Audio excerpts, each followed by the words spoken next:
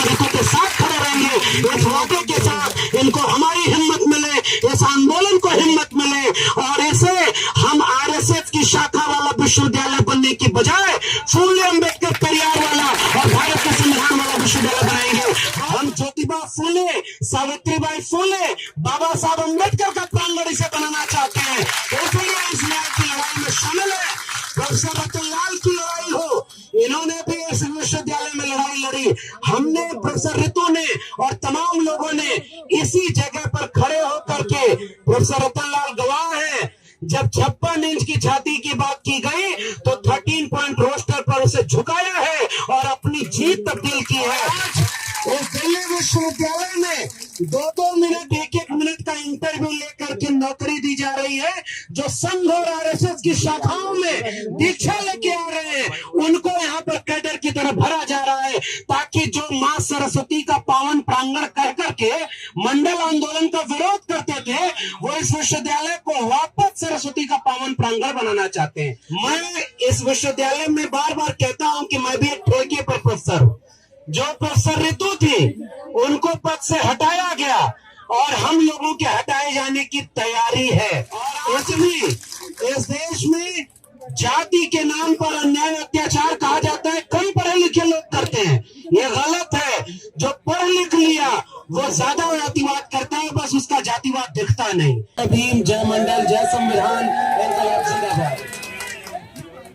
आज अब चूंकि ये एक प्रतिरोध मार्च है और मार्च करने के लिए यहाँ इकट्ठा हुए हैं, तो बिल्कुल अब ज्यादा समय न लेकर के मैं 2 मिनट में अपनी बात रखता हूँ। सबसे पहली बात, दिल्ली विश्वविद्यालय के अब तक के इतिहास में कई बार प्रोफेसर रतनलाल यहाँ पर हैं। इस देश का सबसे बड़े विश्वविद्यालयों में से एक है दिल्ली विश्वविद्यालय। 1922 में बना और 2022 में 100 साल पूरा हुआ। हम जानते हैं कि इस विश्वविद्यालय में, ये विश्वविद्यालय जातिवाद के घोर अड्डे बने रहे। यहाँ जाति देख करके लोगों को रोका गया। मंडल आंदोलन जब आया तो मंडल के विरोध में यहाँ पर क्रांति चौक बना था। इस विश्वविद्यालय के लोगों ने मंडल आंदोलन का विरोध किया। इस विश्वविद्यालय में 72 साल बाद किसी विश्वविद्यालय में एक दलित को अगर विवादक बनना हुआ तो उसके लिए आंदोलन करना पड़ा। जाने कितने लोग इस जातिवाद का शिकार होते रहे और खामोश रहे होंगे। मैं प्रोफेसर ऋतु को धन्यवाद और क्रांतिकारी सलाम करूंगा कि इन्होंने चुप रहना नहीं कबूल किया और आंदोलन खड़ा कर दिया। और आज भी इस देश में जाति के नाम पर अन्याय अत्याचार कहा जाता है, कम पढ़े लिखे लोग करते हैं, ये गलत है। जो पढ़ लिख लिया वो ज्यादा जातिवाद करता है, बस उसका जातिवाद दिखता नहीं। जाति के नाम पर यहाँ पर इंटरव्यू हो रहे। मैं इस विश्वविद्यालय में बार बार कहता हूं कि मैं भी एक ठेके पर प्रोफेसर हूं। जो प्रोफेसर ऋतु थी उनको पद से हटाया गया और हम लोगों के हटाए जाने की तैयारी है। इसलिए यहाँ खड़े होना प्रोफेसर ऋतु का साथ देना नहीं है, उस अन्याय का साथ देना है जिसकी आज शिकार ये हुई। हो सकता है अगला नंबर हमारा हो और अगर हम सब हार गए तो फिर किसी का नंबर होगा और पता नहीं ये आंदोलन खड़ा हो पाएगा कि नहीं। इसलिए इस आंदोलन को जीत में तब्दील कराना ही अब इसका मुकाम होना चाहिए। और आज इस दिल्ली विश्वविद्यालय में 2-2 मिनट, 1-1 मिनट का इंटरव्यू लेकर के नौकरी दी जा रही है। जो संघ और आरएसएस की शाखाओं में दीक्षा लेके आ रहे हैं, उनको यहाँ पर कैडर की तरह भरा जा रहा है, ताकि जो मां सरस्वती का पावन प्रांगण कह करके मंडल आंदोलन का विरोध करते थे, वो इस विश्वविद्यालय को वापस सरस्वती का पावन प्रांगण बनाना चाहते हैं। मगर हम आज ज्यादा वक्त न लेकर हम ज्योतिबा फूले, सावित्रीबाई फूले, बाबा साहब अंबेडकर का प्रांगण इसे बनाना चाहते हैं। इसलिए इस न्याय की लड़ाई में शामिल है। प्रोफेसर रतनलाल की लड़ाई हो, इन्होंने भी इस विश्वविद्यालय में लड़ाई लड़ी, हमने, प्रोफेसर ऋतु ने और तमाम लोगों ने इसी जगह पर खड़े होकर के, प्रोफेसर रतनलाल गवाह है, जब 56 इंच की छाती की बात की गई तो 13 पॉइंट रोस्टर पर उसे झुकाया है और अपनी जीत तब्दील की है। और आज मैं प्रोफेसर ऋतु को इस बात के लिए फिर से बधाई दूंगा।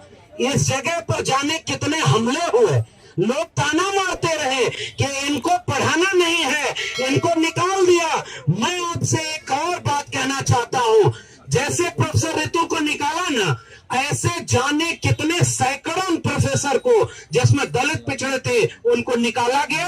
वो डर गए, वो चुप रहे और उन्होंने उसके लिए आवाज नहीं उठाई। और आज प्रोफेसर ऋतु ने ये आवाज उठाई है तो ये आने वाली पीढ़ियों के लिए रास्ता बनेगा। और मैं आप सबको बधाई दूंगा, आज के दिन इतने लोग यहाँ पर इकट्ठा है, अब ये एक जन आंदोलन बन चुका है। और हम भी, ये नौकरी नहीं न्याय का आंदोलन है और इस न्याय की लड़ाई में ये आखिरी वाक्य मेरा है। प्रोफेसर रतनलाल ने भी कहा ना कि इस विश्वविद्यालय में 10,000 प्रोफेसर हैं, पूरे कॉलेजेस को मिला लीजिए, कितने को कौन जानता है, क्योंकि सब वही कुंजी छाप है। मैं इनकी बात से समर्थन करता हूं। और अपने अपने लोगों को यहाँ कैडर देख करके नौकरी दे रहे और हमारे ऊपर जांच बैठाते हैं कि बाहर जाकर के आप बोलते क्यों हैं। अरे प्रोफेसर, हम बाद में हैं, हमारे हाथ में कलम और किताब तब आई जब फूले अम्बेडकर पेरियार ने आंदोलन किया था और इस विश्वविद्यालय में हमें रोका जा रहा है। इसलिए मैं प्रोफेसर ऋतु के इस आंदोलन के साथ खड़ा हूं और आखिरी दम तक खड़े रहेंगे। एक आखिरी बात है, आंदोलन बार बार नहीं खड़े हो पाते साथियों। कोई साथी जब हिम्मत करता है, आज भी लोग नौकरी से निकाले जा रहे, एक एक मिनट का इंटरव्यू लिया जा रहा, 15-15 साल पढ़े हुए लोग नौकरी से निकाल दिए। आप जाके कहिए कि आंदोलन करो, वो कहेंगे नहीं आंदोलन नहीं करेंगे, डरते हैं। कोई निडर अगर आपके सामने खड़ा हो जाए तो तब तक इसके साथ खड़े रहिएगा जब तक न्याय नहीं मिल जाता, और तब तक हम प्रोफेसर के साथ खड़े रहेंगे। इस वादे के साथ इनको हमारी हिम्मत मिले, इस आंदोलन को हिम्मत मिले और इसे हम आरएसएस की शाखा वाला विश्वविद्यालय बनने की बजाय फूले अम्बेडकर पेरियार वाला और भारत के संविधान वाला विश्वविद्यालय बनाएंगे। बहुत बहुत धन्यवाद। जय भीम, जय मंडल, संविधान जिंदाबाद, उल गुलाम जिंदाबाद, इनकलाब जिंदाबाद। क्या करते हैं दुनिया में? दो ही वाद है देश में, एक मनुवाद, दूसरा अम्बेडकरवाद। ये अम्बेडकरवाद आपके सामने खड़ा है, देखेंगे ताकतवर कौन है, अम्बेडकरवाद की मनुवाद।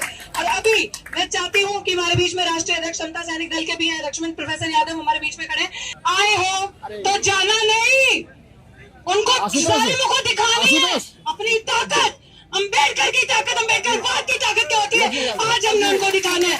तो कोई भी, वो कहते हैं 1 इंच पीछे नहीं हटेंगे, हम भी 1 इंच पीछे नहीं हटेंगे।